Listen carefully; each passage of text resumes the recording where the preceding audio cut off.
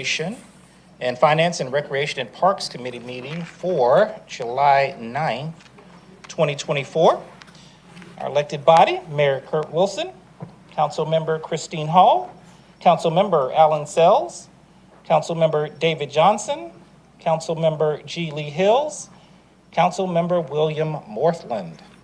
The purpose of committee meetings are for city departments to convey information to mayor and council and to discuss initiatives listed on the published agenda, as well as provide updates of vital information essential to city government operation. And by ordinance, the committee consists of the mayor and council, as well as the city administrator, and the city administrator serves as chair. This is a public meeting, but not a public hearing. Therefore, while members of the public are certainly welcome to attend, we do not take public comments or questions during committee meetings. Public comments or questions are taken every second and fourth Monday of each month in the city council chambers at 7:00 p.m., as well as Monday, the fifth Monday, in open forum. We do encourage residents to engage our online platforms. And if you have any questions or need information regarding any matter, staff is certainly available to provide that information to you. And we also encourage everyone to visit the city website as well as the web service portal to report any concerns. And we certainly encourage everyone to visit Roswell365.com for a calendar of events. The first item on the agenda is the approval of the minutes for the Administration and Finance, Recreation and Parks Committee meeting for June 11th, 2024. Motion by Council Member Hill, second by Council Member Johnson. Any further discussion? Seeing none, all in favor? All right, that passes unanimously. Item number 2, as listed on the agenda, under Economic Development, consideration of Statement of Work number 3, Parking Business Model Contract Master Service Agreement with Sear World LLC. That will be Mr. Connolly and Mr. Leatherman. Will also note for the record, Councilmember Beeson has joined as well. All right, gentlemen. Thank you, sir. Just wanted, before I turn it over to Mr. Connolly, provide just some opening commentary around the parking business model and the agreement that you see here before you. And for context, this is part of our overall strategy as it relates to economic development. As we move to the future, as we start to look at developments in and around the city of Roswell, how do we help support those developments? How do we help support our parking deck that was voter approved a couple of years ago?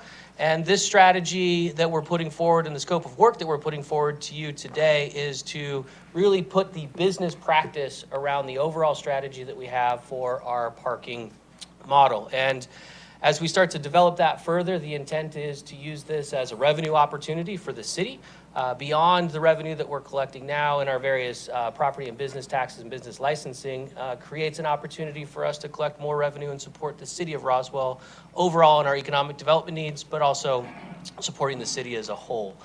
So we're excited to be able to bring this forward as we continue to expand our tools that we have for economic development. And I'll have Daryl walk us through some of the services that we have outlined in the agreement and what we expect over the next 90 days for this scope of work number 3. Good evening, Mr. Mayor and members of council. Just to refresh your memories, we have a master service agreement with Sear World LLC. Back in April of 2024, we went through an RFQ, a request for qualifications process, and we selected Sear to provide economic development consulting services for the city. In that RFQ process, we were anticipating looking at infrastructure. We were looking also for somebody that had some experience in parking management and using parking as an economic development strategy and tool. So we entered into a $2 million contract with Sear World over a 5-year period. The city administrator has the authority to enter into task orders of up to $100,000, or the mayor. And this particular task order, this scope of work, is over the $100,000 limit. So that's why we are coming to you today.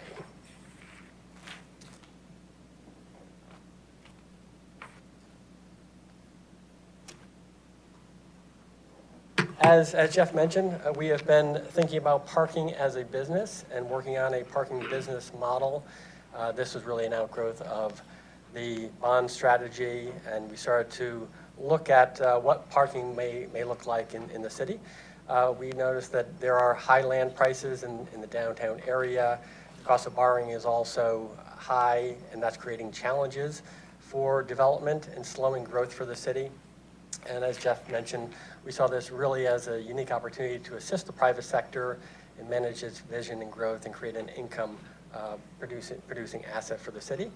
The scope of work completes the analysis that we've started and will make final recommendations for implementing a parking business model. Some of the deliverables.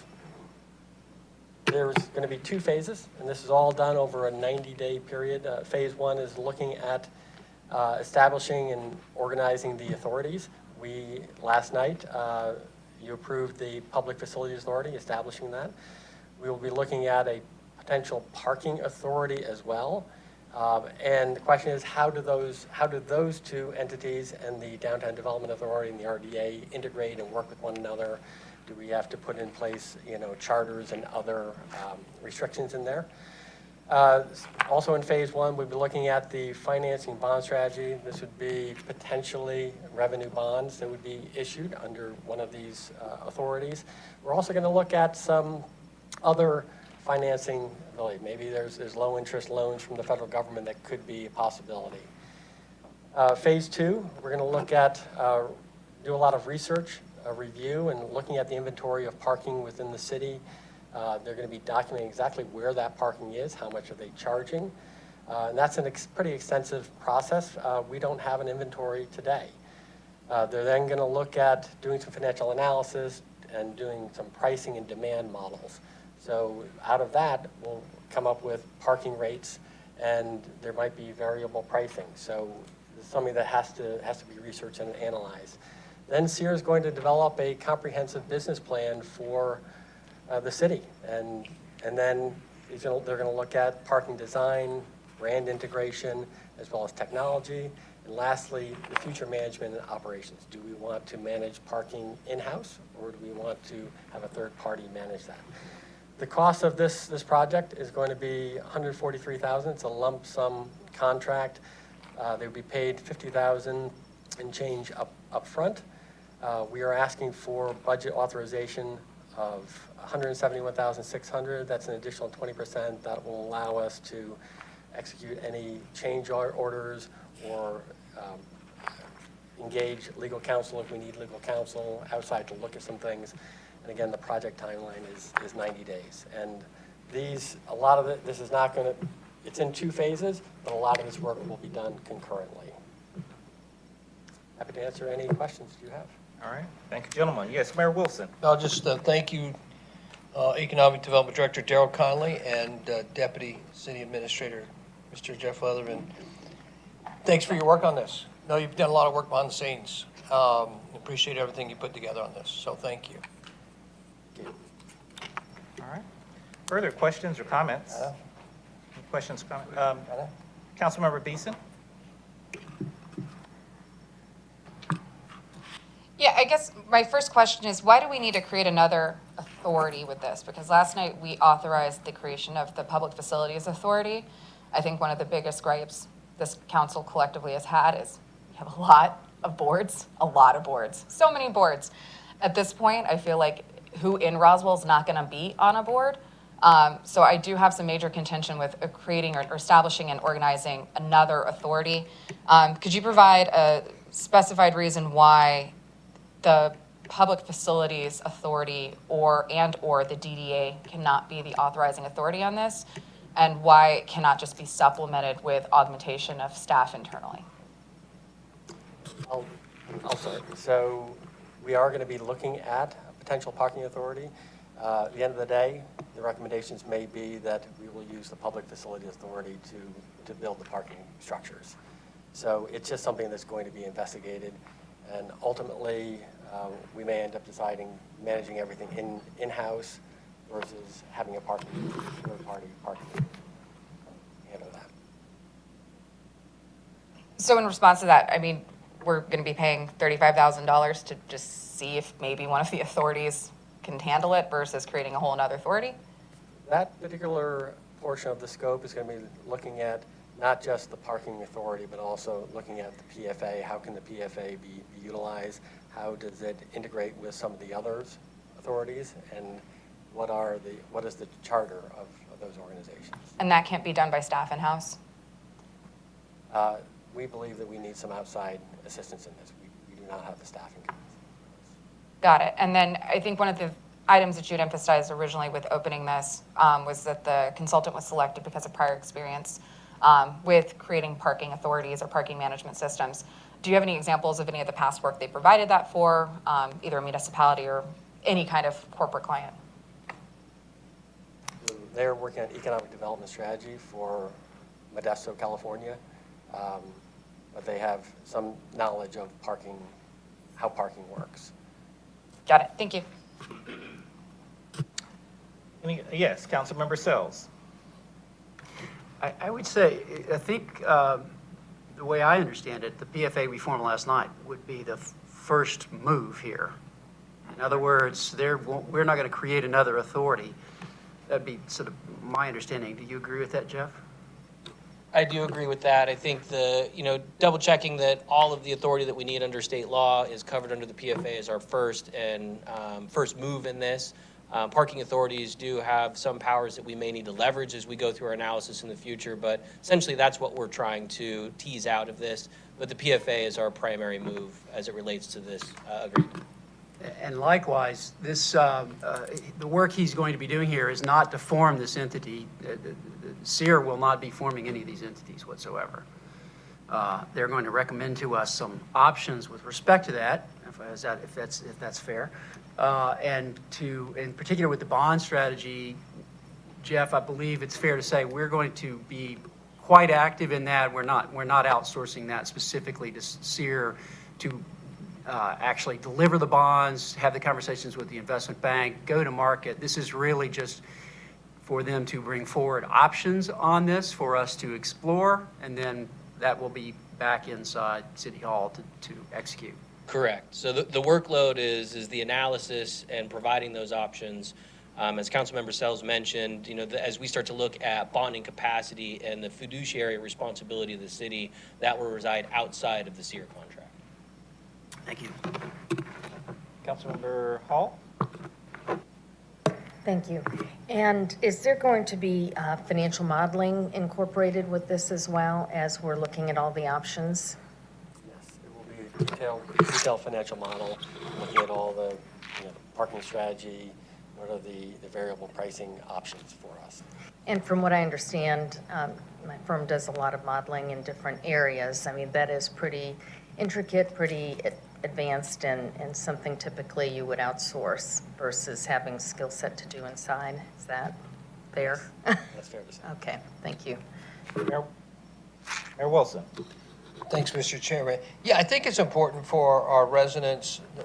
Many of them already know this, and they're very sophisticated business people, and some are not as sophisticated as like our great Ellen. But it is important to know that a couple of things are customary and make sense from a business perspective. And one is that when you have a need that's not in your regular requisite of skill sets, it's not uncommon to go outside. It's a pretty normal thing. The second thing is that the operational model of this business, of this agency, of this government, of the City of Roswell government, is that there is a high-level, senior-level staff.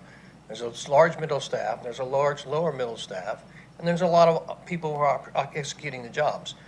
And everybody on the City of Roswell government payroll is daily doing jobs, execution. They're in the execution and operational business. And so part of this is, and I think it gets overlooked, and so I think when you ask the questions, do we have the ability to do this in-house? It's not that we have the availability, it's that we're operating every day, that the city staff, from the top level down, all the way down, are pulling functions of executing the daily business of the City of Roswell government. And I think that's important to note. So it's not uncommon, nor is it outstandingly brazen to think hey, I'm going to go outside to bring out outside resources and expertise in certain fields to help me figure things out. And a perfect example is the establishment and the organization of authorities, which was one of the questions. That has to be analyzed. One of the mistakes in the past is the city has spent resources it didn't have among elected officials trying to make those decisions and city staff trying to make those decisions, and usually coming up with bad answers and not bringing in outside professional external analysis to say, hey, by the way, you have a DDA, you have an RDA, you just created a PFA. If you're going to be in the parking garage, if you're going to be in the parking business, what does that look like? What authorities can do that? To your question, it would be irrational for me to answer those questions up front because I don't have enough subset information to answer those questions. I need more information. Thus, I need somebody to come in and do that, to do an analysis with expertise, to unfold that information, unfold those facts, and then make subject matter expertise recommendations upon which this body will deliberate upon, based upon the recommendations of senior staff, to say this is how we go forward. These are our recommendations, based upon analysis, based upon information, based upon expertise. And I think that's important to note because a lot of times it's easy to say, why is the city council not doing this? Why is the senior staff not doing this? The senior staff's got a job to do every day. It's taking care of the operational model. The elected officials are responsible for policy. The 6 city council people for the city of Roswell and the mayor are responsible for the policy of the staff. And I would tell you and submit, and this is getting to be a fairly large city. It's a city of 100,000 people. If you think that the city council people and the mayor or the senior staff should be involved integrally in figuring out many of these finer details, I would say that that is probably not a correct model and not a model that you would wish for as a resident for a great outcome. Sorry, God bless you. Anyway, those are my comments. Thank you, Mr. Chair. Thank you. All right. Yes. Oh, one last comment. Also customary is, particularly in business, when you want something to happen and you need something to happen where you don't have skill sets of expertise, you bring in somebody from the outside. It's usually the first order of something to do with you, and it's just a very common practice. So thank you, Mr. Chairman. All right. Councilmember Sells. You know, when you have one parking lot, you have a parking lot. When you have 2 parking lots, you have a business. And it has to be managed, it has to be planned. And so, you know, as I read through this particular document, there are some important things that I think you guys have brought to light in this statement of work, and I'd like to maybe get your thoughts on some of those. And that is, you know, there's a demand for parking, and there's a supply of parking, and clearly they're out of balance right now. Anybody who's been to Canton Street on virtually any night of the week would say that's the case. But beyond Canton Street, we're creating some demand. I don't think you guys can speak to that. One in particular that's near and dear to my heart is we have signed an MOU to bring a sports facility that's going to produce an experience-driven opportunity for the city in a way that it hasn't been done before. That's called a parking business. That's called a facilities business. And so in my mind, as I read through this is the grist to bake that bread so we can be in that business, so we can get out of the business of collecting real estate taxes from residents, which is the long-term goal for us. So talk a little bit about what's in this that he's going to be doing, or Sear's going to be doing, to give us information to build a business, not simply to start a parking day. Sure. I'll open up with a couple of comments and then pass it over to Mr. Conley. I think the key in all of this is to think about similar models that we have within the city. We've got a stormwater utility, we have a water utility, we have a recreation and parks enterprise fund where we have created subsets of business in order to collect revenue and provide a service. That is, by very nature, in some cases, like the Recreation and Participation Fund, is offsetting taxes to our taxpayers by having the direct people that are paying for those services fund those services. And as we start to talk about the compression that we have in and around the Canton Street corridor, around our downtown districts, the reason that the voters supported and approved the bond is because we can all look outside on a Friday night and understand that we have a parking problem here around the Canton Street corridor. But as the economic development team continues to grow the lens in which we're looking through and redeveloping some of our grade field developments, we start to look at USL as an opportunity for massive redevelopment in our community. We know that we're going to constrain and have to optimize parking because there's only so much asphalt, frankly, that we want to build.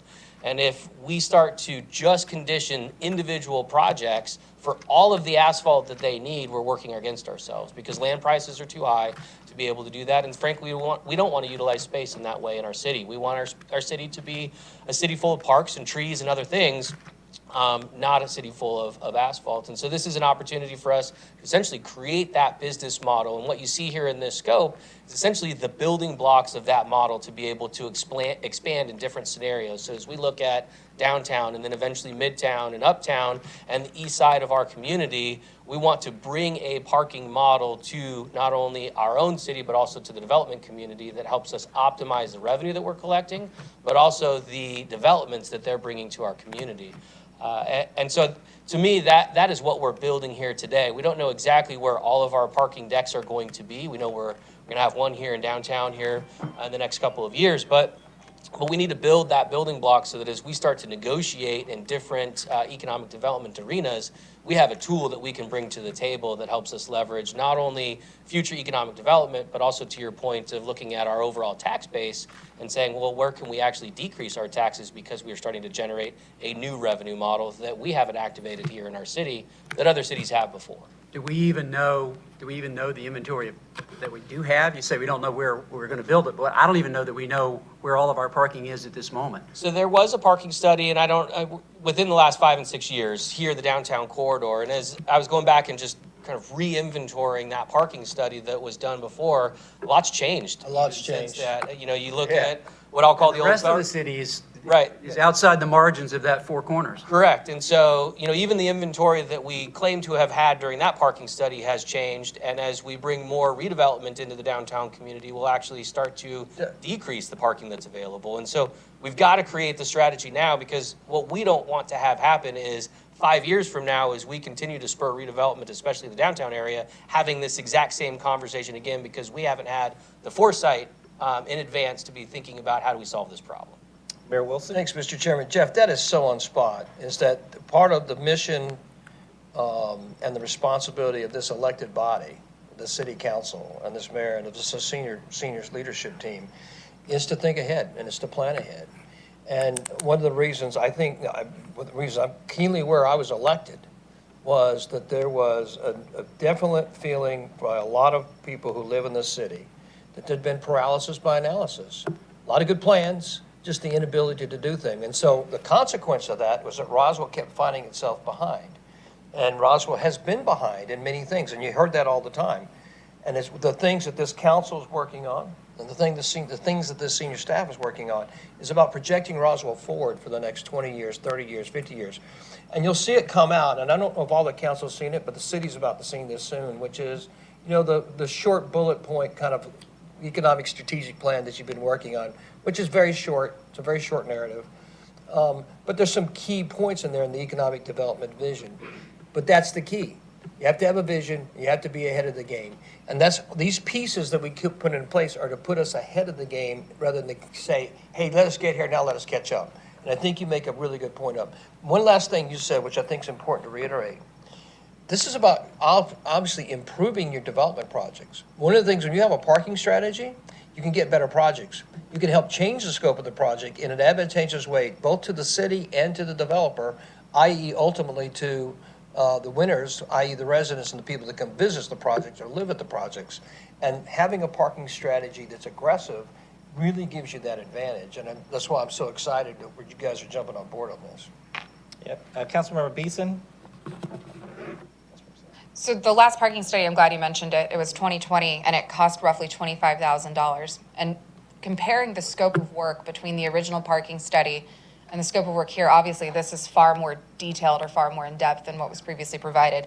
But comparing that scope to based off of the line items provided on page 13, packet page 19, the cost is more than double that price, even though it was only 4 years ago, paying for the same equivalent in terms of the research, the review, the inventory, and the development, as well as the future parking needs. In terms of looking at this current proposal that was provided to us, I see that its projected cost is $143,000, but it says that's not inclusive of projected disbursements, or not inclusive of disbursements. But the proposal also details that there will be no outside resources other than city staff, from what I can see. It said that outside counsel will be paid by the city. It says that our GIS department will be used internally. So what would be the potential disbursements that could cost up to, I think it's $50,000? And then in your case, you've also had the contingency of up to $171,000. So I'll have to ask a question about the disbursements and understanding kind of the basis of the question. As it relates to the additional 20% on top of the contract amount, we anticipate or are anticipating the potential need for outside legal counsel, and we wanted to be able to retain that on the city side of the ledger just to ensure that we are managing, as I talked about, the fiduciary responsibility, but also the legal responsibility and exposure to the city. And so we want to have contract capacity to be able to tackle any of those issues that may come up. And so that's why we've asked for essentially that additional ceiling on top of the contract that you see here. As it relates to the disbursements, essentially what we have in advance, because this work is happening so quickly, we essentially expect 90 days for this to turn around. So we have the additional initial payment of the 35%. So is that what you're talking about, or is it something else within the scope that you're referencing? No, it's, I had read it earlier. It said that so that's the line item there. I can go back and find the exact line because I took my notes previously, but it had said that the 143, here we go. Page 12, packet page 18, subsection B. It says, based on Sears' consideration of information provided and assuming that there are no further developments or information which would cause us to vary our preliminary time estimation, nothing out of the ordinary is encountered, course of completing the work, we estimate that our fee, excluding disbursements, will be approximately $143,000. Sears represents that this is a lump sum contract and that all deliverables will be provided in the scope of work 3. And that does, your point does bring me to subsection C, said that payment terms for the project require an initial payment of 35%. I do a lot of consulting work for municipalities. I've never seen a prepayment of 35% on a non-deliverable item. And can you walk us through why we would honor that or at least entertain that, since that is not typically standard with municipal work? Okay, so 2 responses. I was looking at the other indirect or direct costs, and I can get an answer as this comes back from council. I believe the exclusion of disbursements is referencing to number 2 below, which is the other direct costs of potentially reimbursement for travel and those kinds of things. Okay, so that's referenced. That's my assumption, but I will make sure that that is what we're talking about, so. Right, because I saw your org chart on page 14.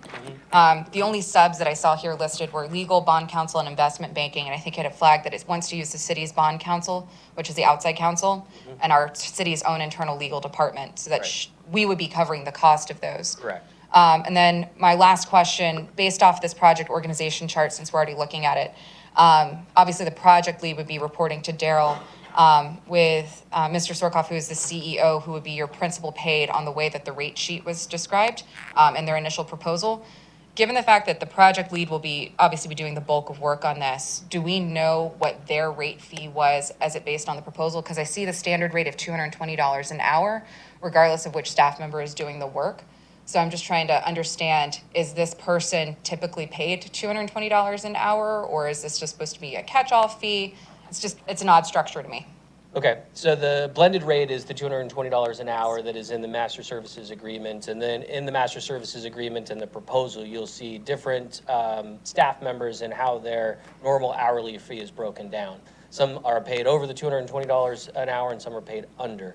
And so that's why we've used the blended hourly rate to cover anybody that's working on the project at the same rate. Got it. So if you have a project member who is hourly rate is $75 an hour, but he's doing the bulk of the work, aren't we paying, in that case, in excess of what he would normally be charging? You would be paying more than their hourly rate associated with what they are charged back to the original contract. Got it. So with that, I completely agree that we do need a parking study, at least in terms of feasibility with us bringing the parking deck online. I have concerns about the way that this is broken out. I'm not against it. I would prefer, though, if we were to strike phase 1 as it's outlined, with the establishment of organization and authorities. I do see that it's pluralized. We've already passed the PFA last night.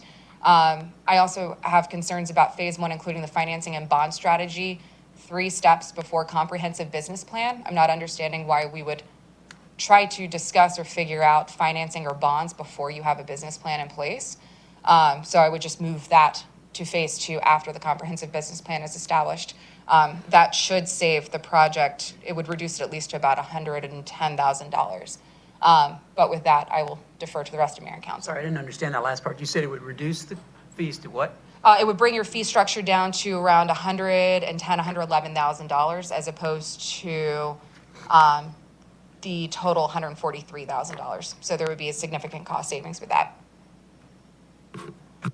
Councilmember Hall.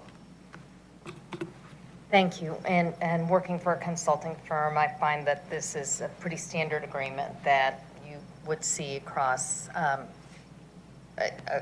different consulting engagements.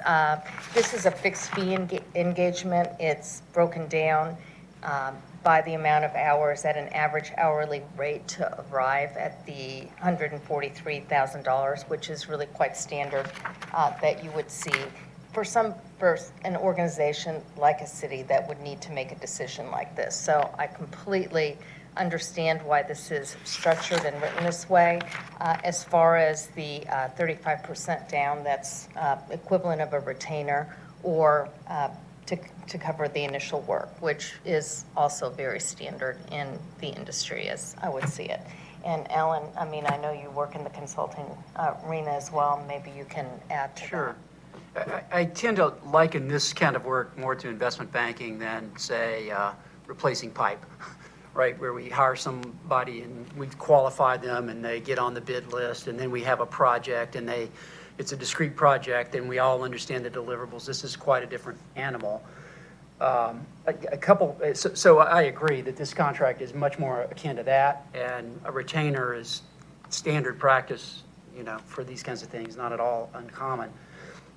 Two things I do not believe, and I think I mentioned this today, I don't believe the rate schedule is in the MSA. I think it's in the agreement that Daryl has. Oh, in the proposal. I think it's attached to the proposal, which is a component of the MSA. It is? Yeah. Okay, all right. You said that yesterday and I didn't believe you, but I'll believe you this time. And then the second thing is that I agree that the org chart is miscast in the following way. I don't think we revisited that after we talked. Right. The legal bond counsel is not going to be through this project. They're going to be through the city, as you say, Sarah. And as far as the strategy to finance, what you don't know on the financing at this time is the magnitude, but you do know the market opportunities for trying to put the bond together. So the question is, should we wait to start qualifying potential lenders, how we're going to go to market, those kinds of questions? That all can be done up front. And I personally have started to give a lot of thought to that.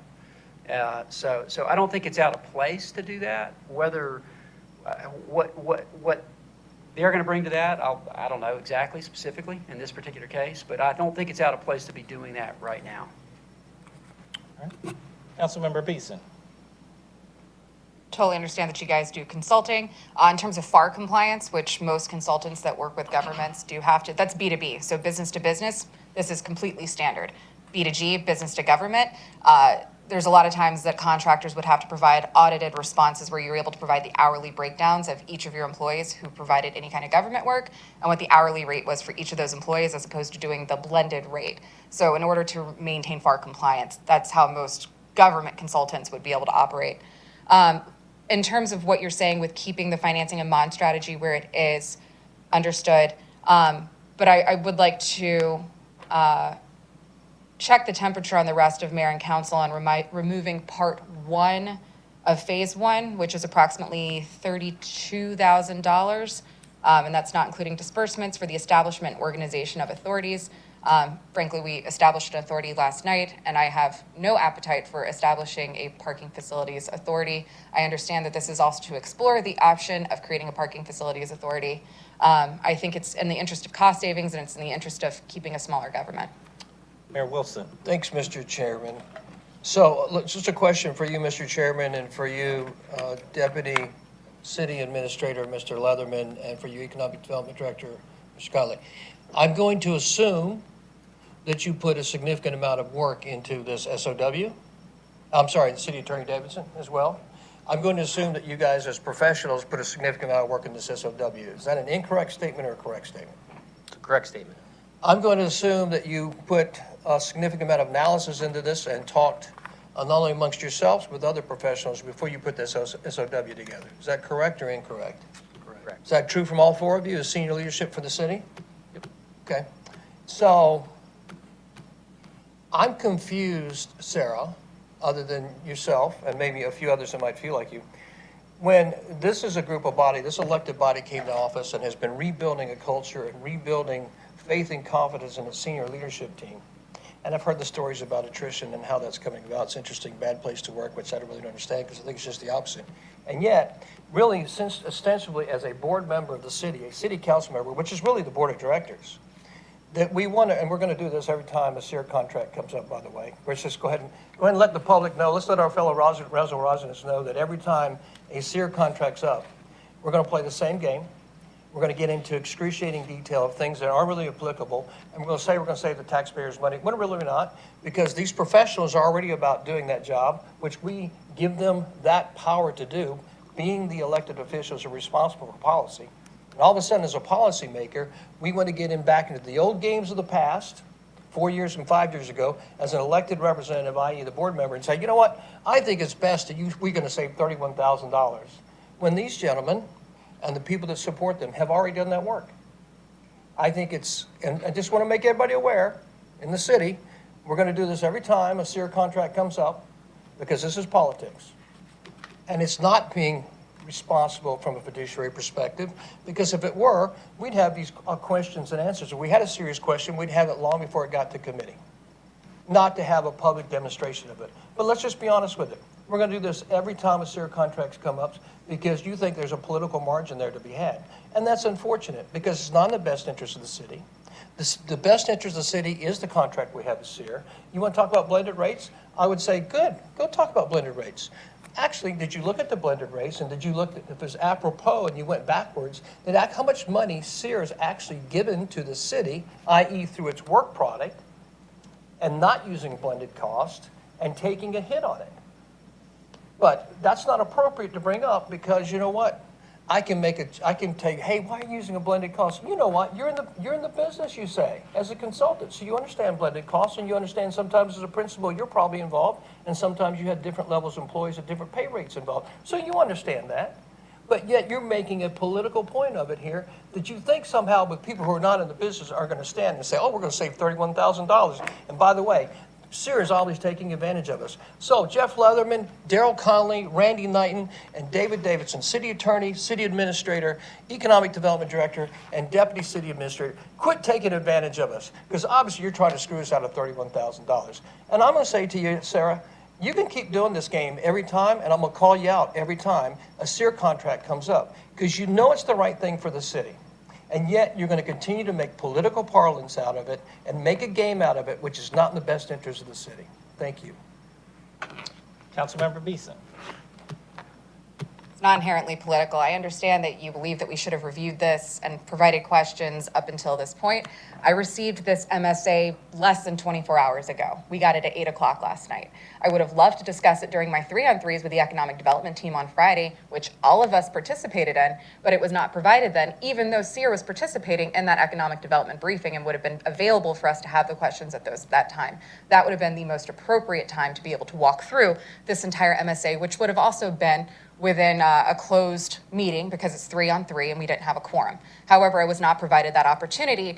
This is the opportunity that I was provided with right now. That said, I'm also not trying to make it inherently political, and I'm not looking at it as though they're trying to, what was the word that you used, swindle us out of money. That was the phrasing that you used. I didn't use What was the word that you used? I have no idea. I don't remember. I got lost in my own phraseology. So. Vibes. The point that I was trying to make is I would rather cut off my left arm than have to have another board or commission added to this city. At this point in time, my 7-year-old's the only person who doesn't serve on a board or commission in this city at this point, which apparently he can manage some parking coming up because we're running out of folks to appoint. But you won that point. You won that point. Yeah, we see it. I didn't. With you. And in terms of what I'm saying, I didn't say that we're having to make this big cost reduction. It's a government reduction. I think that we can save, it's the line item, if you look at packet page 13, The line item says that is 145 projected hours to establish the organization of authorities, which would save us approximately $32,000. Sarah, you don't find it strange that you find it the ability to scrutinize? Every time Sears is going to come up, you're going to scrutinize it. And you don't find it strange that every time that we have a SEER contract come up, that it doesn't use our standard contracts, that it doesn't use our standard procurement process, that it doesn't use our standard languages? Oh, my gosh. So, do you, I know you've been in office for a year and a half. You've been here long enough. You understood, you were here, and you haven't admitted to this, but you understood how screwed up our procurement policies and procedures were. That basically, the procurement director in finance was making up policies, single-handedly creating silos and making it difficult for his colleagues, of which many of them were superiors to him in terms of the org chart, making it difficult for them to do their jobs in the city. So when you say, hey, it goes against our policies, yeah, we're still unpacking a lot of that. We're still trying to fix that. And that's their job. Our job is to say from a policy perspective, like the policy is, hey, we want the best policies possible for the city of Roswell government in terms of how it administrates its purchasing. Not have an individual say, I'm going to create policy making on my own on purchasing. So when we refer to policy, refer to purchasing, the purchasing was screwed up. And so I don't think I can agree with you when you say, well, it violates many of our policies. A lot of our policies are screwed up that we're trying to unpack and fix. That's our job. But a lot of the standard policies with the RFP process, or RFQ process in this case, are pretty standard across the board, and some of those are state regulated, and some of those even go up to federal government regulations.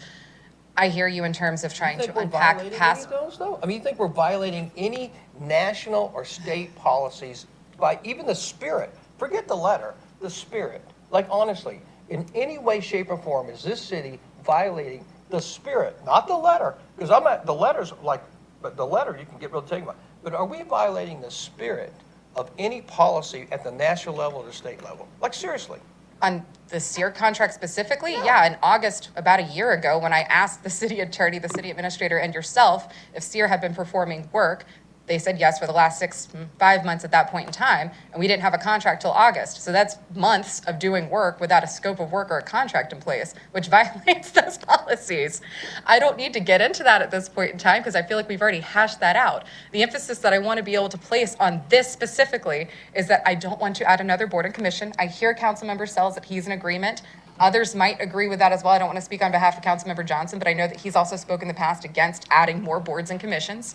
So that's really the focus of what I'm trying to say, and that we can reduce that line item specifically by $32,000 by just simply not entertaining the idea of another board and commission. Are you talking about on phase one? Yeah, phase one. Establishment organization of authorities? Phase one, bullet point one.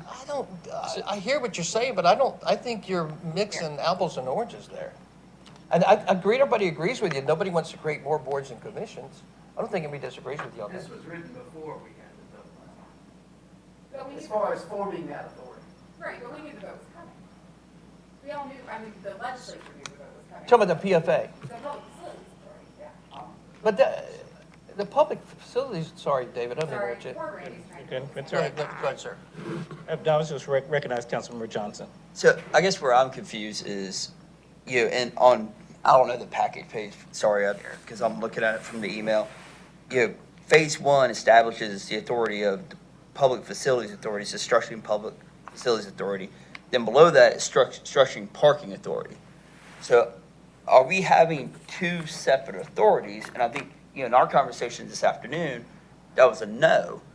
Well, if we're not, then do we need the deliverables on page two of the contracts, 1 through 4? Are those necessary if we're not developing a parking authority? Does that make sense? All right. Councilmember Hall. I think we don't know if we're going to develop a parking authority. That's part of the analysis. It's part of the modeling. It's part of how this is going to get executed. That's all part of the scope. I mean, we may or may not. I don't want to add another board or commission. I mean, we're all on the same, but the analysis may show that, hey, this is the way that this needs to be done. These 10 cities did it this way, and this has been their success rate, and these 10 cities did it this other way, and this is how it worked for them. So that's what we're trying to figure out. Mr. Chairman, yeah, well, let me ask the source. So obviously you guys put in phase 1 and phase 2 for a reason. Why'd you do it? So from a perspective of the analysis, and I think as Councilmember Hall alluded to, we understand the Public Facilities Authority and what it can do from a state law perspective. But that is a very high level of understanding because we've never operated in one before. We can look to Sandy Springs and to others and understand how they've used them. But we also don't know what's changed in state law over the course of the last decade, even since Sandy Springs formed theirs. We also don't know what a parking authority may or may not do for us that a public facilities authority could do for us. And that's the component that we're looking at the beginning is we're starting to establish a new business model for the city. We know that we have tools available to us, the Public Facilities Authority being one of them. The Parking Authority, we're of the same mindset. We are not advocating to form another board or commission if we don't need to. But if it is the right business model for us to move forward, then we will bring that recommendation to you all for consideration. The real answer is we don't know right now.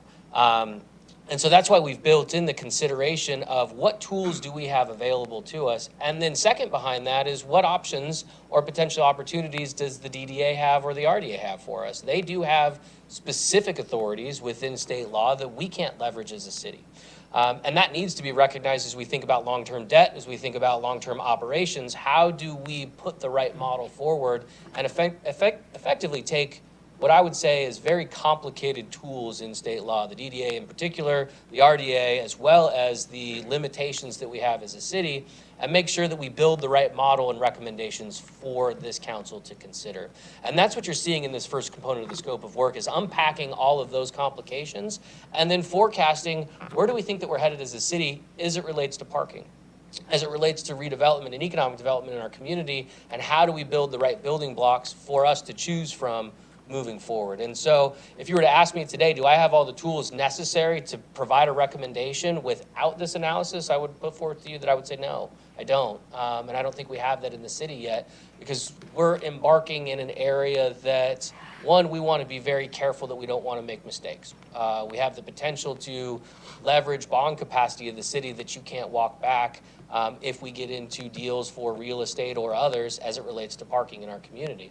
And we want to make sure that we do that well, and we want to make sure that we do it for the taxpayers, not just in the short term and the long term. And so putting the tools together, and trust me, as a resident of our community, I don't want to spend money that we don't need to.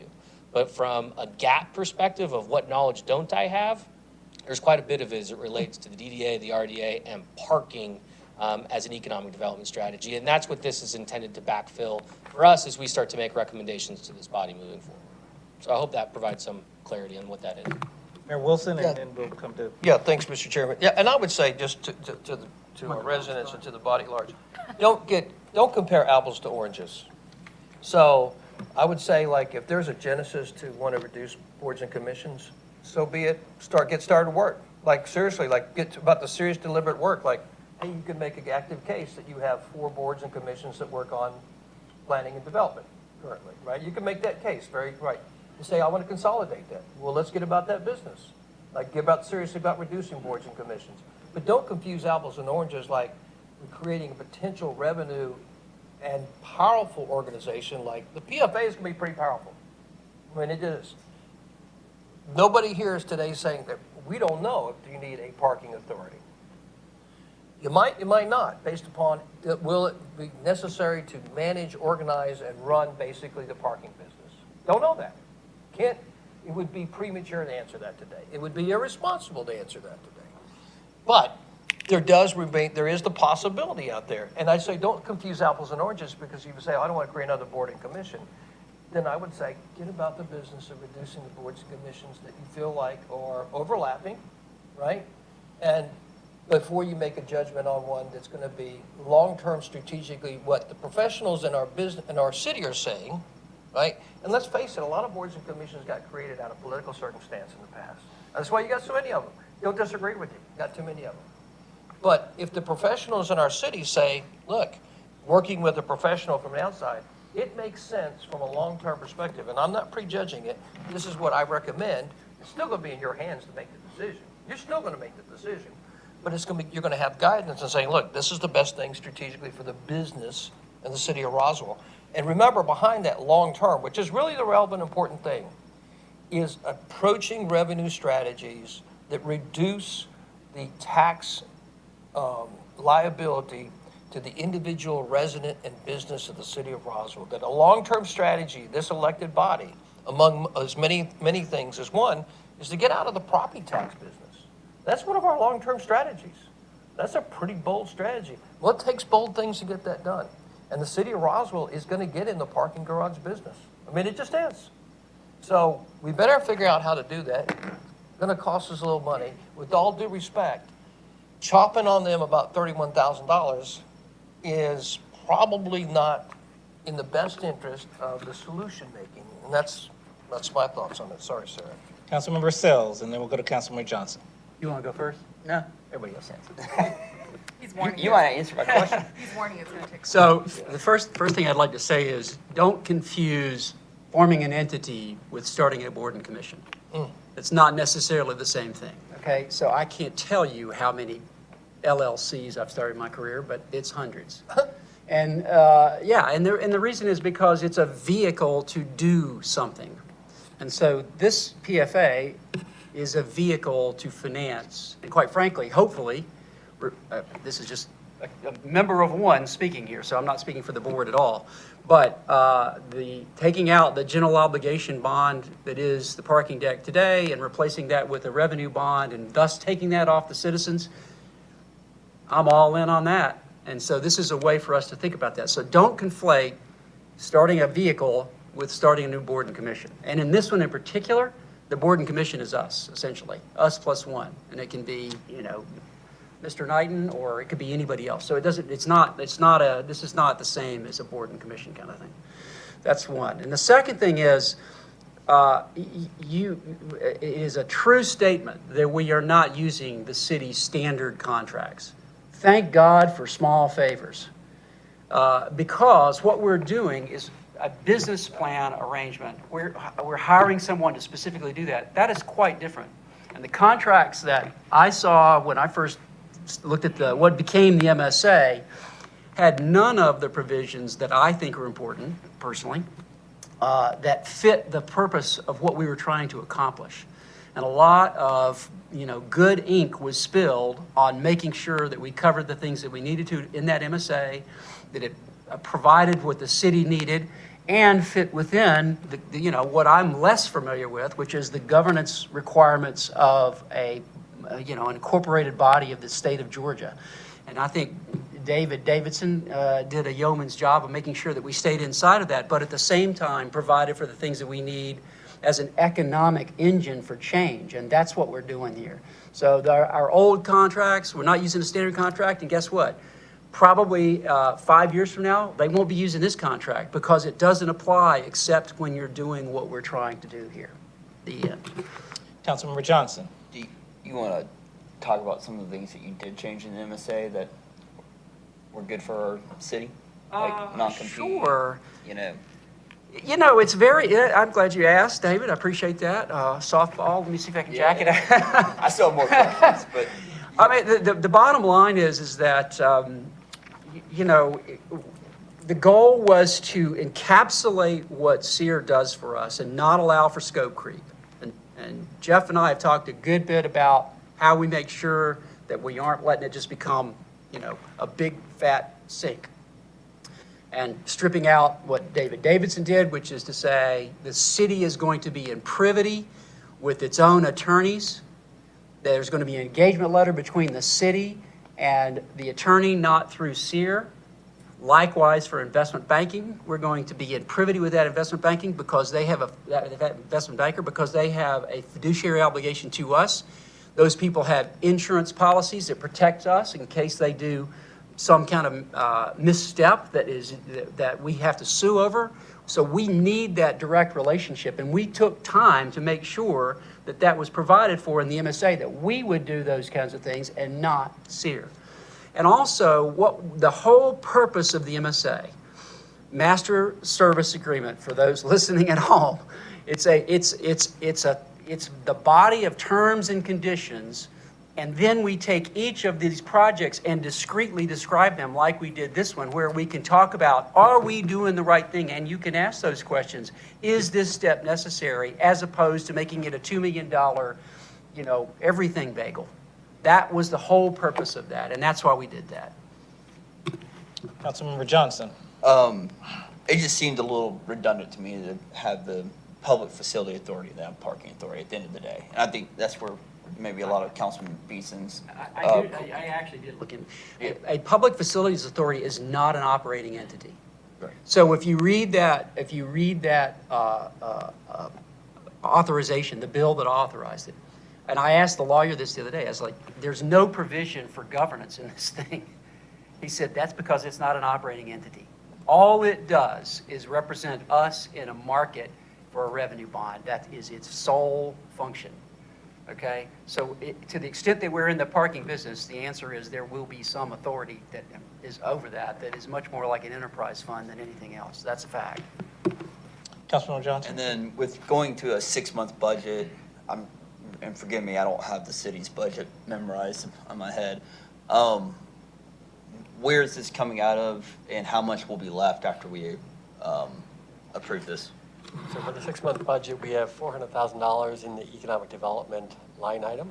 So this would be coming out of that line item. Yeah, I'd mentioned there's also professional services in the 6-month budget as well that can be used for various professional services. But this is part of the $2 million. Yes, This is, it is. to be clear. Yes. Yes, further question? Yes, Councilmember Morthland. I was fine with this when I got here. I was fine with it when I sat down. So I'd like to make a motion to move this forward. All right, we'll entertain a motion by Councilmember Morthland to move this item forward. A second by Councilmember Hills. Any further discussion? I've seen none. All in favor? All right. All opposed? All right, one opposed. All right. Thank you very much. We'll move to the next item, which is item number 2. Consideration of a resolution to submit the 2024 annual action plan and submit a Section 101 loan application through the U.S. Department of Housing and Urban Development.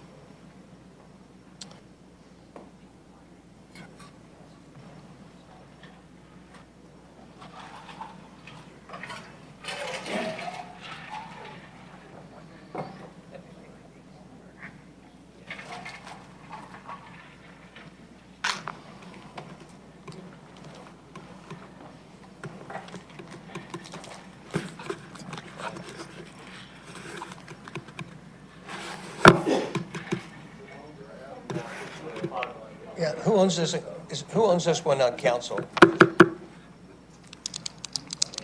This item.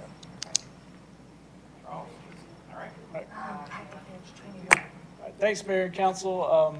This item is for approval to submit our annual action plan, or, approval to open the public comment period for our annual action plan, which will include or could include using the CDBG funds or Community Development Block Grant funds to enter into a loan agreement with HUD through the Section 108 loan program.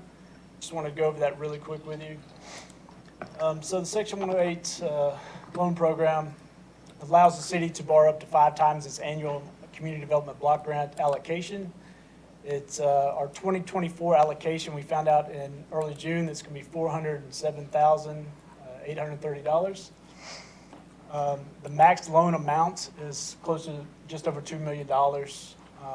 We can enter into that loan with HUD at a low rate based on Treasury auction bill rates. That's the 13-week rates.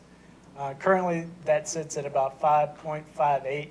There's some basis points that they add to that as well, and it has a 1.64% origination fee.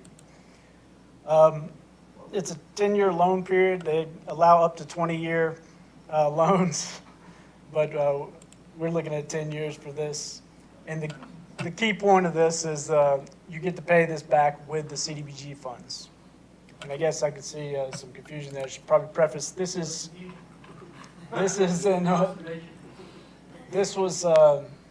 was considered as part of fulfilling the city's commitment to the Roswell Housing Authority to help for the redevelopment of the 199 Grove Way, or the Phase 1 redevelopment. So what staff, I should mention, it requires 125% collateral as well. So approximately 2.5 million. So staff recommends submitting the loan application. The max amount would be the 2 million there you see. It'd be a 10-year loan period with HUD. It fulfills that MCC pledge to support the RHA's redevelopment. The RHA has agreed to identify property to put down as the collateral, and they're working on that now. The approval, once we submit the application to HUD, can take 90 to 180 days. We begin paying off the loan with our 2024 funds. We're recommending that we split that 80%, so we'd be paying approximately $326,264 for the first year, and we'd retain 20% for administration and finance, administration and planning, which is fair housing, advertising, and just oversight of how the housing authority is going to use the funds. We would then pay off the loan in approximately the same amounts over about a 7 to 8 year period. So it'd be before the 10 years.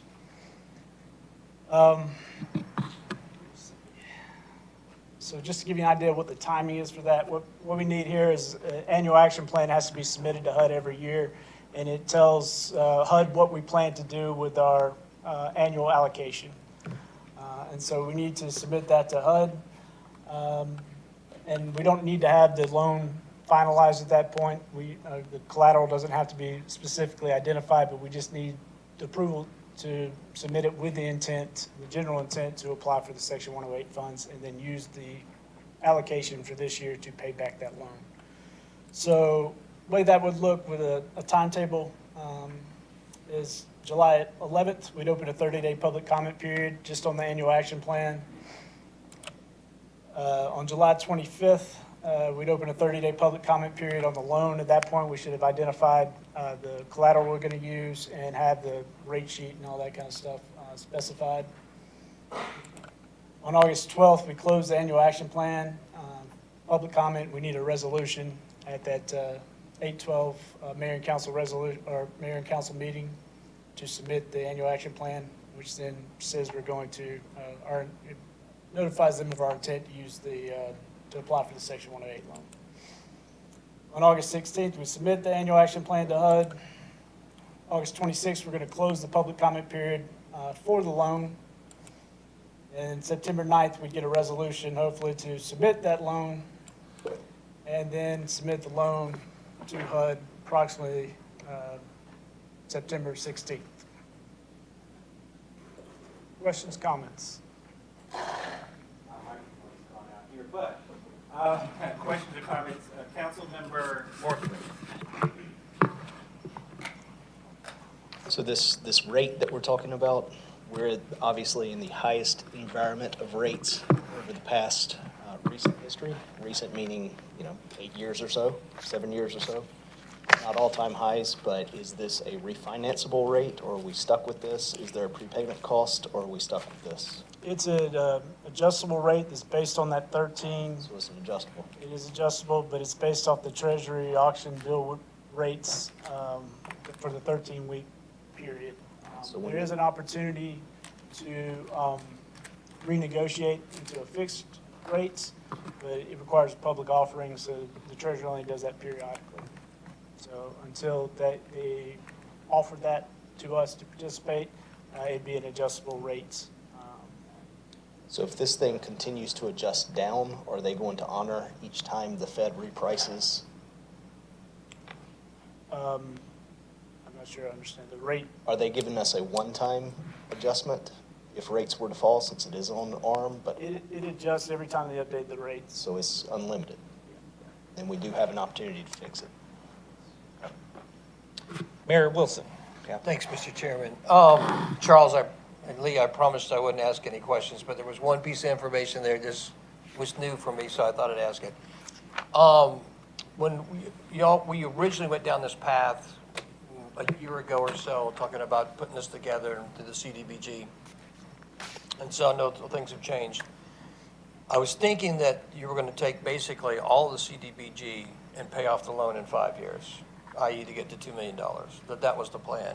I saw there where basically it looks like you're taking 80-20, 80 to pay off the loan or to apply to their loan every year and then taking 20% for admin.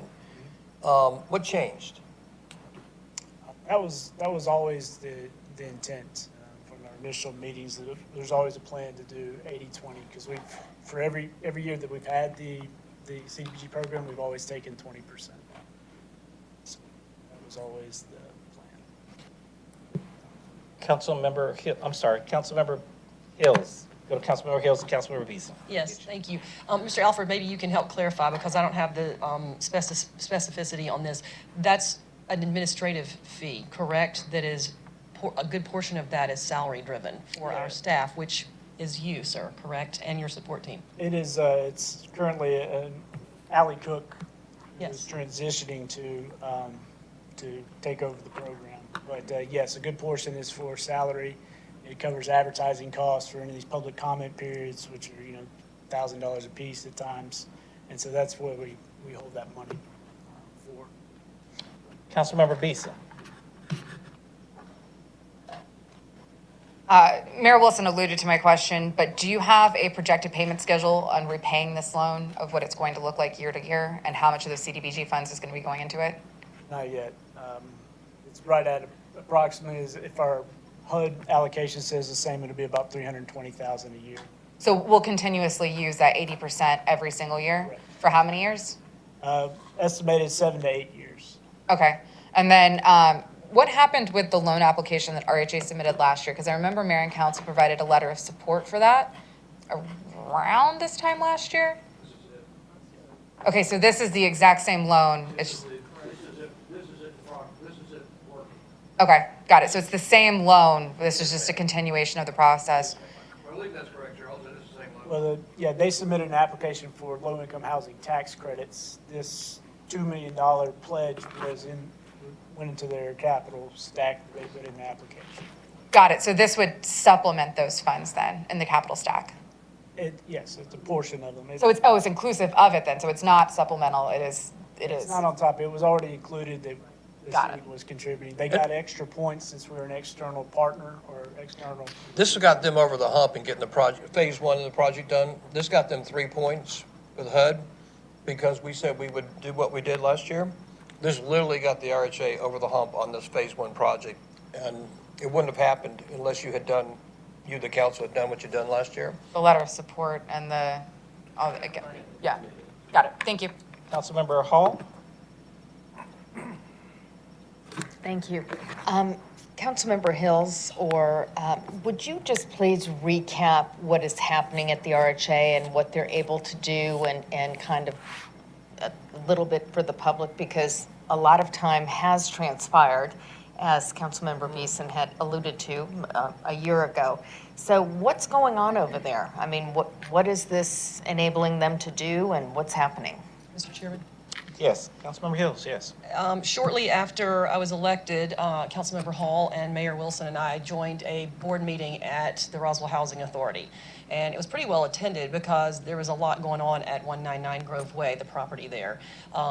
In the building falling into disrepair, obsolescence, a lot of things going on there.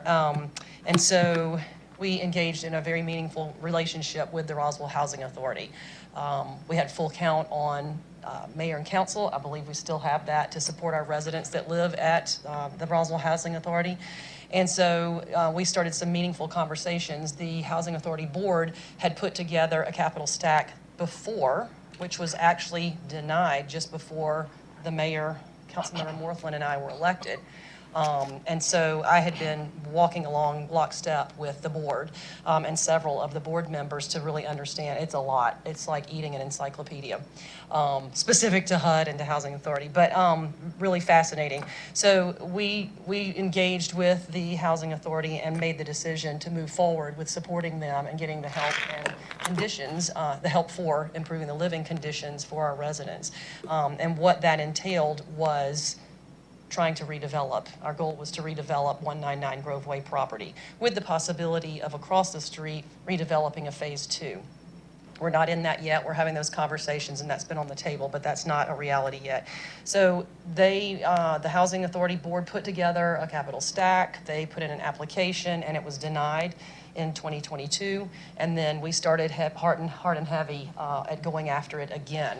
And we sat through many meetings, many of you here, and I think probably some out here, sat and really brainstormed and worked through some pie in the sky, some crazy ideas, some maybe reality type ideas, and came up with this Section 108 loan, which is very specific to CDBG. And Mr. Alford, change me up if I get off track, but specific to that, and it's allowing us to borrow up to 5 times the value of our CDBG annual allocation that we get.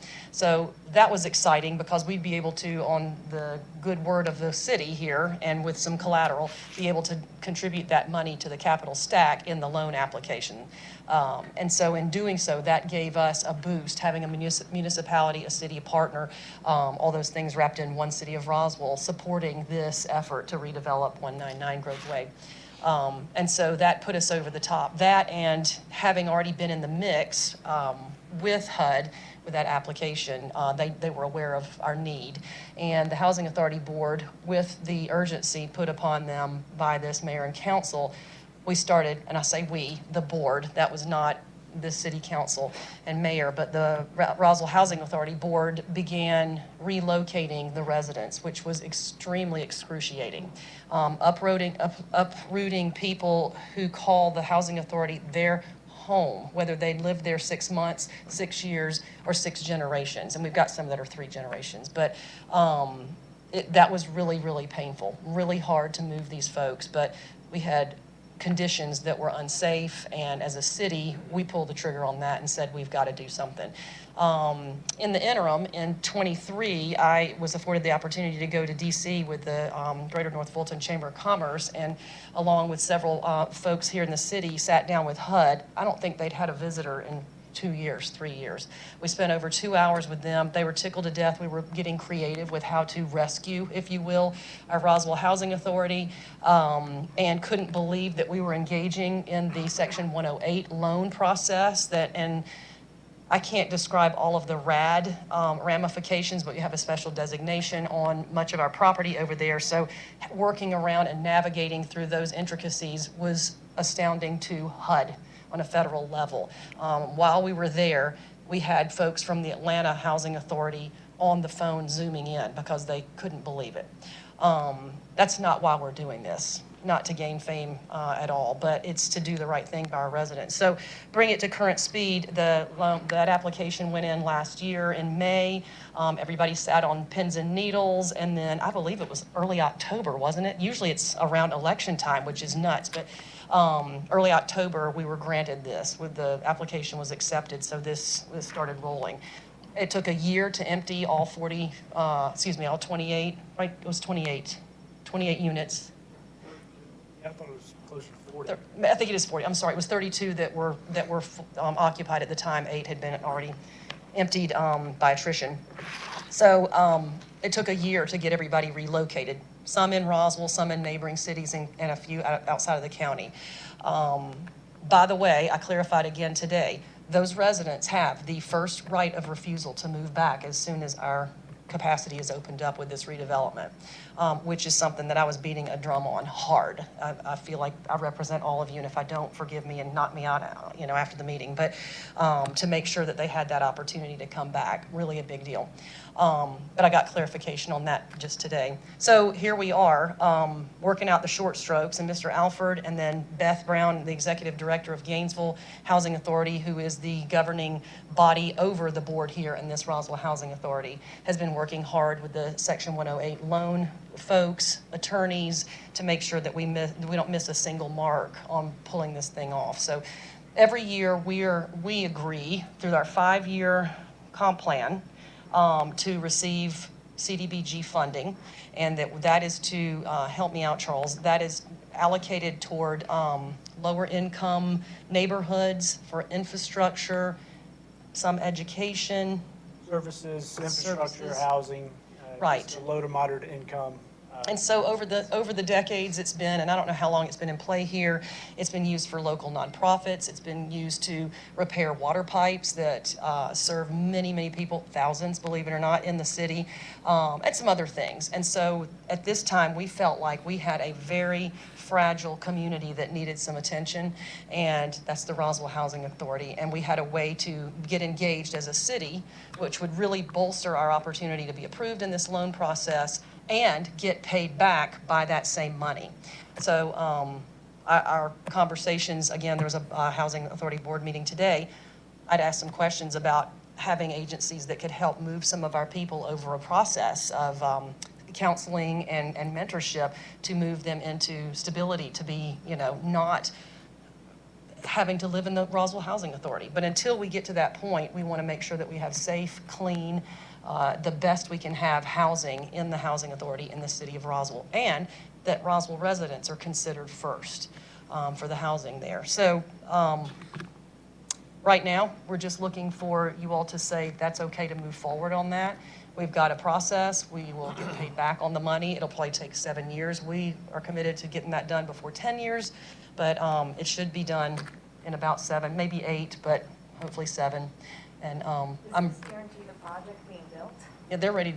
We're about to demo in the next probably 45 days, demo the property, and they're hoping to have this wrapped up, they being the developer, Penrose, and the Housing Authority, by the end of this year. So it'll be about 2.5.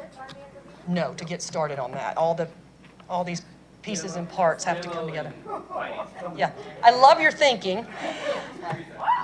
Sorry, that's a couple of paragraphs, but that's how we got here. Any questions on that? I'll try to answer my best. Thank you. And I've heard straight conversation from each of you that you're in support of supporting our folks in need at some time or another, Housing Authority plus other places. But I hope that I'll have your support, that our residents will have your support on this, moving it forward. All right, thank you. Thank you. Further questions or comments? Yes, Councilmember Hall. No, I'm ready to make a motion if there's no other comments. Motion to move this item forward. All right, motion by Councilmember Hall, second by Councilmember Hills. Any further discussion? Seeing none, all in favor? Passes unanimously, excuse me. All right, thank you. Under Recreation and Parks, item number 4, consideration for approval to apply and accept the FY25 National Endowment for the Arts Grant for Arts Projects. Mr. Malone. Yes, good evening. Our department is seeking approval to apply for the National Endowment for the Arts grant. This grant supports a spectrum of initiatives, including enhancing public engagement with the arts, fostering arts education, integrating arts into health and well-being strategies, and so forth.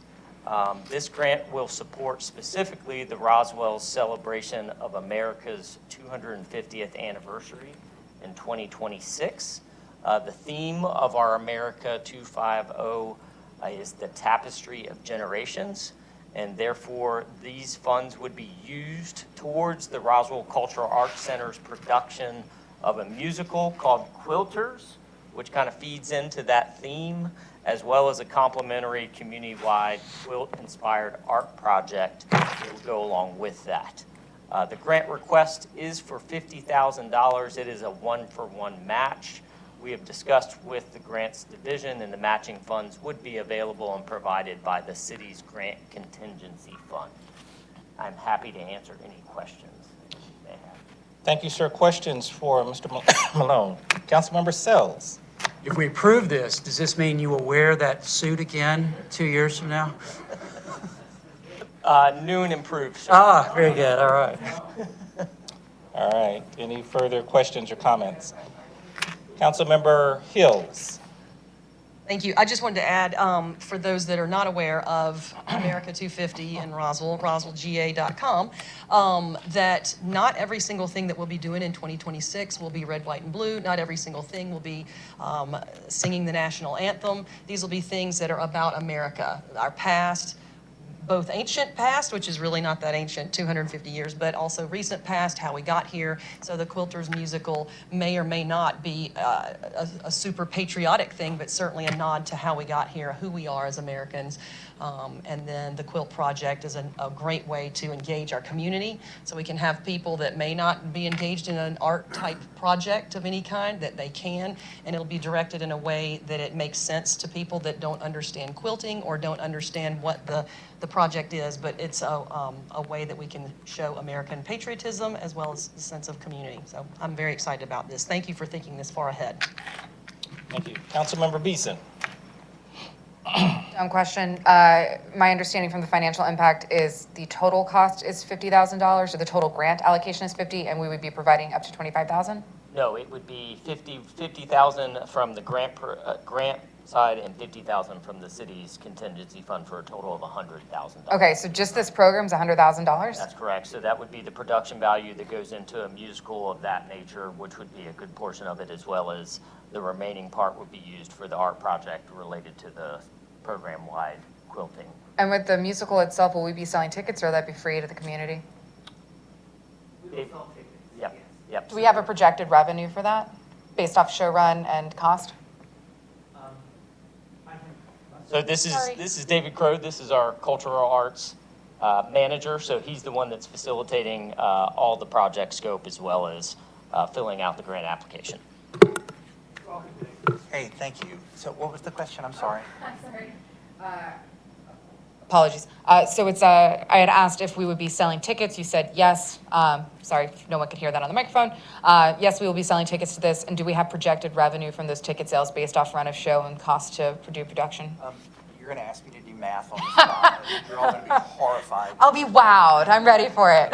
It's 600 seats at 37 or 32.50 per ticket. I'll help you.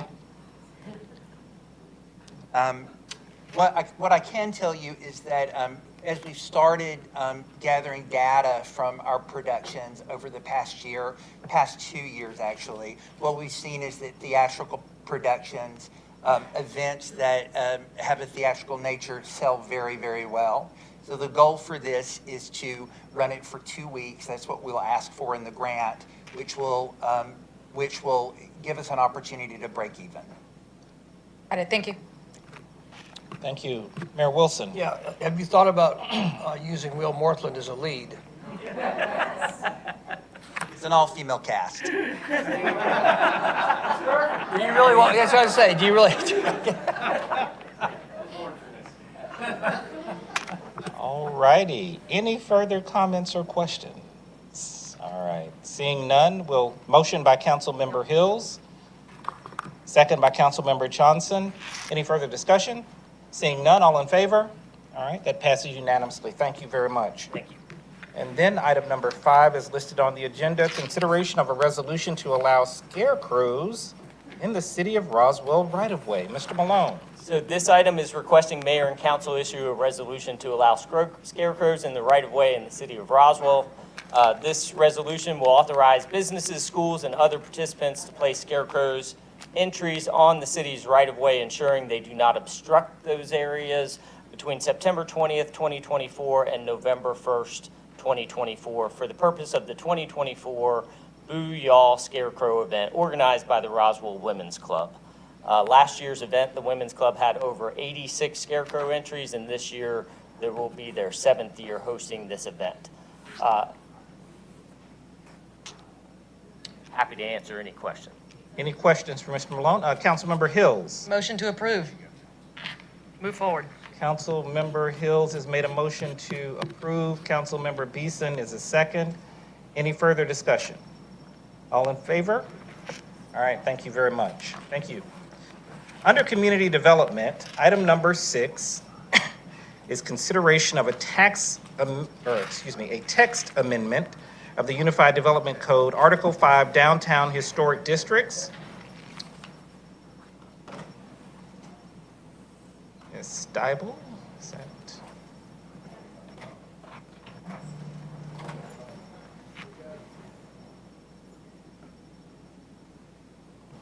There it goes. All right, so, good evening, everyone. Gia Payton with myself, good evening. So at the economic development meeting 2 weeks ago, we were discussing once again the new developments that are coming within the historic district, specifically the ones that have taller buildings than we've ever had before. So a year or so ago, we discussed changing the sign code and everything related to that. So, but with the economic development team, they asked us if we would put something together in the historic district section. And after that meeting, we spoke with legal the next day, and we came up with this language to put in Article 5. And based on this, this would allow someone to bring something right to the mayor and council, and it would give you the opportunity to allow for different things, provide additional allowances from the regulations of the UDC. So let's use Southern Post Vestas, which is one of the two items that was discussed at the ED meeting that day, bringing forward a sign that does not meet code, because the sign ordinance in the historic district is 32 square feet max, and on a 5-story building, you can't see that at the top. And we all know now that Vestas is taking the entire building, whereas a year ago it was looking at just two of the floors instead of the whole building now. So with this discussion from the ED team, they asked us to draft this, looking for some language that not only helped out this development, but also further developments coming in the city. Roswell Junction was discussed as well that evening, because that's hoping to open up later this year, and also other developments that are coming forward. And speaking with legal, they felt that this language, the mayor and council may provide additional allowances from the regulations in the UDC, would give you the flexibility, and the applicant someone would have to come to council, straight to council, and request it, provide a presentation, and it would be up to the mayor and council as to whether or not they would grant this. This would also only be in the historic district, as we're placing it in Article 5. We're not putting anything in the sign code, we're not changing anything related to the signage, but if someone came forward, this would grant them this opportunity. All right, thank you, Ms. Dybel. Yes, Councilmember Hall. Thank you, Jackie. So the sign ordinance and the code exists, and for these odd, I don't want to say odd, but these unique buildings that are more unique than the standard single or two-story, they would have the opportunity to come to council if they couldn't comply with the sign ordinance. Yes, this is what this would be providing. We're not putting it in the sign area, as based on what legal has indicated. Putting it here would give you the opportunity of flexibility for certain things that are just different circumstances that don't always comply with the code, and you feel as a body whether or not you want to give them this opportunity to make a change to the regulation. And as legal has indicated, and as our liaison has said, we have not used the word variance or waiver. We wanted to call it additional allowances, possibility of additional allowances. Thank you for coming up with this, because I know when we were talking about it, it was very, very difficult, because if if something works for Southern Post, that necessarily isn't going to work for the Junction. So this is great. Thank you. And thanks to our attorneys, they came up with the language. Thank you. Yes, Councilmember Beeson. Will these allowances be subject to HPC approval, or mayor and council can flat out Mayor and approve? council. All right, any further questions or comments regarding this item? All right, seeing none, we'll entertain a motion. Motion by Councilmember Morthland, second by Councilmember Johnson. Any further discussion? Seeing none, all in favor? All right, that passes unanimously. Before I ask for an adjournment, and we move to our next committee meeting, I just wanted to mention or make one statement because I think it's important for those present and as well as perhaps even the viewing audience. Our leadership team and department heads meet. We meet in scrum meetings twice a week. And we also meet in leadership team meetings twice a month, every other week, actually, and among many other meetings that we have. And one of the things that we do is to ensure that we are coordinating, collaborating, communicating, and ensuring that we try to close any gaps within the organization. One of the things that I've done, which our leadership team and I think department heads know, is that each one of those leadership team meetings, I will have an ethical scenario from the Marcula School of Public Policy or International City County Management Association or American Planning Association, and we talk through those different ethical scenarios. Not because we think there's any issue or anything wrong within the organization. We talk through them because we want to identify issues if they arise and are able to properly assess, evaluate, and determine how we should address issues within the organization in order to safeguard the city. And we do that, again, for several reasons. I can tell you that certainly we have faced a number of different issues within the organization, and we have conversations and discussions, and when necessary, we make necessary modifications or adjustments to ensure that the letter and the spirit of any local, state, federal mandated requirement is met. And we do that on an ongoing basis. And so I want to make sure that I make that statement because I think it's important, and you have a staff, a team who works very hard to ensure that the city is safeguarded in every respect. And whenever there is something that raises concerns within our organization, our department heads and team members have the latitude to bring that forward. We discuss it, and we ensure that we're moving forward in the right direction. So with that, I'll ask for an adjournment. Motion by Councilmember Beeson, second by Councilmember Johnson. All in favor? Thank you very much. We'll make a quick transition to our next committee meeting.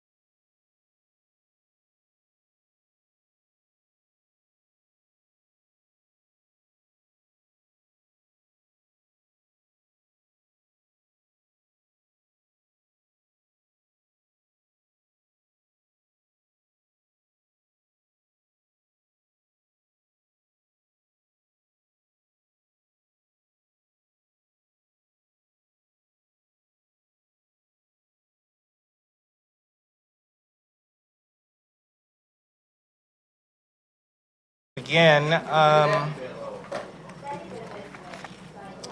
right.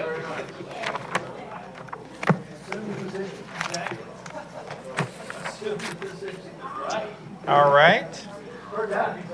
All right, we're ready to begin our Public Safety and Public Works Committee meeting for July 9, 2024. Our elected body, Mayor Kurt Wilson, Councilmember Christine Hall, Councilmember Alan Sells, Councilmember David Johnson, Councilmember Sarah Beeson, Councilmember G. Lee Hills, Councilmember William Morthland. The purpose of committee meetings are for city departments to convey information to mayor and city council and discuss items listed on the published agenda, as well as provide updates of vital information essential for the organization and operation of city government. And by ordinance, the committee consists of mayor, members of council, and city administrator. The ordinance maintains the city administrator, or mandates the city administrator as the chair of committee meetings, and this is a public meeting, not a public hearing. Therefore, while the meeting is open to the public, do not take public comments at these meetings unless specifically authorized by mayor and council. Those comments and questions are taken on the second and fourth Monday of each month. And we do encourage residents to engage our online platforms. And if you have any questions or need information regarding any matter, we ask that you reach out to our team members and they will provide that information to you. We also encourage everyone to visit Roswell365.com as well as the Roswell app, the city web service portal, to report any issues or concerns. The first item on the agenda is the approval of the minutes for the Public Safety and Public Works Committee meeting of June 11, 2024. Motion by Councilmember Beeson, second by Councilmember Johnson. Any further discussion? Seeing none, all in favor? All right, that passes unanimously. We will note that under Public Safety Fire, we do not show any action items. Also under Public Safety Police, we do not show any action items. Public Works, item number 2 is listed on the agenda, consideration to approve the submittal of a application and accept $92,000 from the Georgia Environmental Finance Association, I believe that's the acronym of GEFA, and Lease and Lead and Service Line Loan Program. Mr. Watson. Thank you, Mr. Knighton. Good evening, Mayor and Council. EPW is requesting approval to submit an application and accept a $92,000 loan from the Georgia Environmental Finance Authority Lead Service Line Loan Program. It's important to note that this is a loan that has 100% principal forgiveness. The Roswell Water Utility submitted a pre-application to GEFA back in October of 2022 to be eligible for loans or grants to reimburse expenses associated with the development of its service line inventory. This inventory is a requirement of EPA's lead and copper rule revisions. Roswell Water Department contracted with an on-call consultant back in 2023 for $91,254 to support meeting the requirements of the lead and copper rule revision. This loan would be used to reimburse the expenses that were associated with this work. And with that, I'll take any questions from council. All right, thank you, Mr. Watson.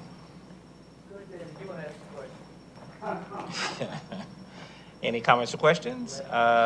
Seeing none, we'll entertain a motion. Motion by Councilmember Sells, second by Councilmember Johnson. Any further discussion?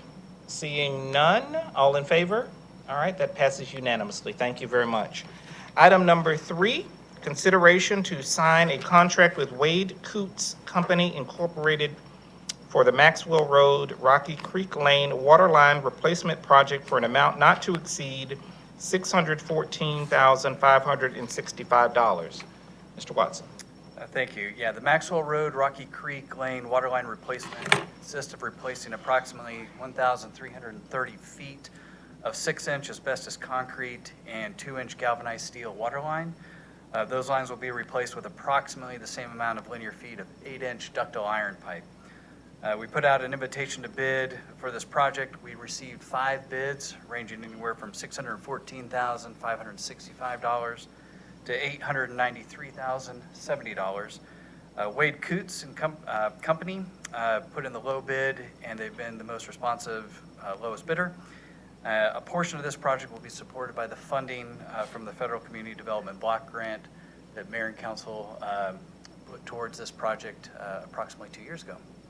That all address any questions that you may have. All right. Any questions? Yes, Mayor Wilson. Yeah, welcome, Brian. One quick question. How old is the 6-inch asbestos concrete line? Thank you, Mayor. In fact, I completely forgot to introduce my my counterpart up here. I did this again. I am horrible. I'd like to introduce, we've got Chris Boyd. He's our water utility. And you know what? This is a great question to. Chris, how old is Over the to Chris. 6-inch asbestos concrete? I want to, I can look on GIS right now, but I think it was put in around the 1960s, late 50s. Okay. Around the 60s. Yeah. So, it's up there in age. Yes, sir. Thanks. All right. Thank you. It is. Any further questions or comments? All right, seeing none, we'll entertain a motion. Motion by Councilmember Sells, second by Councilmember Johnson. Any further discussion? All right, seeing none, all in favor? All right, that passes unanimously. And that does conclude the agenda for the Public Safety and Public Works Committee meeting for July 9th, 2024. I'll entertain a motion of adjournment. Motion by Councilmember Beeson, second by Councilmember Sells. All in favor? All right, thank you very much. Have a wonderful evening. Sir, thank you, man. Sarah, have fun. Thank you. Yes.